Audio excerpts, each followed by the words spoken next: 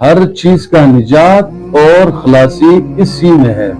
آج آپ دیکھتے ہیں کہ ہر انسان کو کوئی نہ کوئی پریشانی ضرور لاحق ہے۔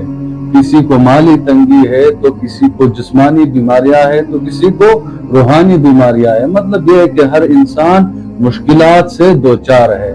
اس کی وجہ کیا ہے کہ آپ جانتے ہیں کہ آج مسلمانوں میں یہ چیز زیادہ عام ہوئی ہے، ڈپریشن کے شکار ہوئے۔ تو اس چیز سے نجات کے لیے اور اس چیز سے آدمی کو خلاصی کے لیے ایک زبردست عمل یہ ہے کہ انسان اپنے رب سے جڑ جائے، اپنے اللہ سے رابطے میں رہے اور اپنے رب کی قربت حاصل کرے۔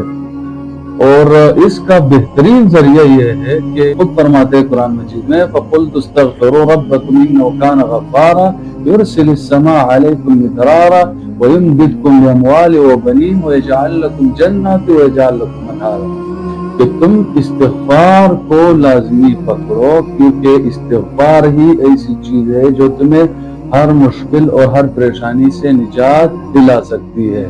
اللہ رب العزت ان لوگوں پر انعامات فرماتے ہیں جو لوگ اللہ رب العزت کے ساتھ رابطے میں اور استغفار ہمیشہ لازمی رکھتے ہیں۔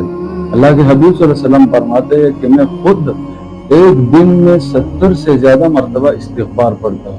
تو ہمیں چاہیے کہ ہم بھی اللہ رب العزت کے قربت حاصل کریں اور اللہ کے حضور میں پیش ہو جائے اور استغفار کا نذرانہ ہر وقت پیش کیا کرے۔